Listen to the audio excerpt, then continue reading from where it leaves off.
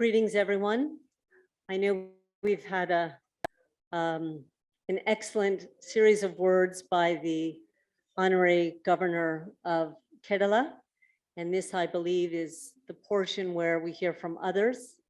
And we have an in-person audience and we have a virtual audience. So I'm very thankful to the hybrid format that enables us to reach those who are beyond the borders of this location, in addition to the four walls.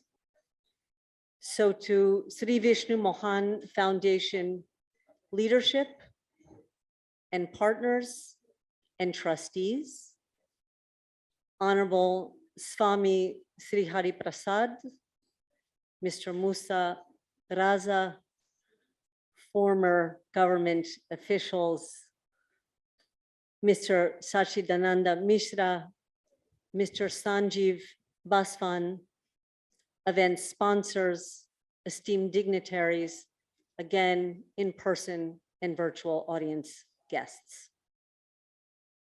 Thank you for having me today. I'm delighted to be here and appreciate the warm welcome and invitation for the lighting of the lamp. For the past 20 months, COVID-19 has taken a toll on our lives, and which is why I'm particularly glad that we can partially convene in person today. It is nice to see people face to face while also joining virtually and bridging the distance with those who are far away. As you know, tomorrow, October 2nd, marks the celebration of Gandhi Jayanti. Not only does the day commemorate Mahatma Gandhi's birthday, but it is also recognized by the United Nations as the International Day of Nonviolence. Mahatma Gandhi promoted a nonviolent way of life, so the timing of today's conference coincides perfectly with the theme of peace and reconciliation.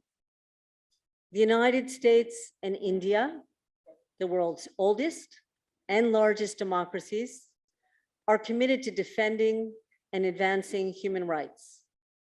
This is reflected in our leaders' statements and the fabric of our societies. Last week, President Biden and Prime Minister Narendra Modi met together in Washington, D.C. to forge deeper ties between our two countries as two leading Indo-Pacific powers.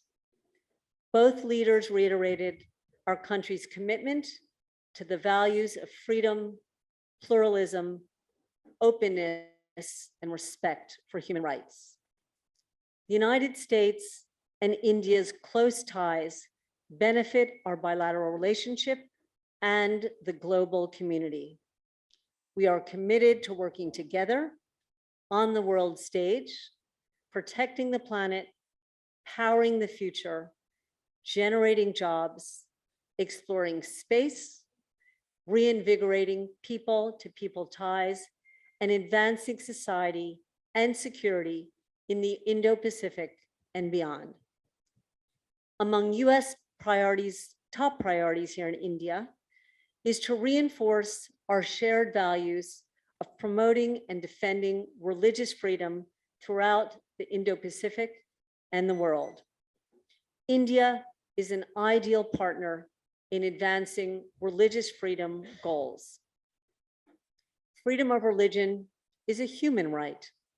It goes to the heart of what it means to be human, to think freely, to follow our conscience, change our beliefs if we choose to do so, and if our hearts and minds lead us to do so, and express our beliefs in public and in private. The United States is committed to religious freedom. Since 1998, the Department of State has submitted an annual report to Congress under the International Religious Freedom Act. In 2018, the Department of State launched its first ministerial to advance religious freedom around the world. The ministerial focused on concrete outcomes that reaffirmed international commitments to promote religious freedom and to produce real positive change. We are happy the Honorable Swami Sri Hari Prasad was able to attend the inaugural ministerial as a distinguished delegate. Swamiji, thank you very much for representing India. Thank you for the participation and for taking part in an international effort to promote religious freedom.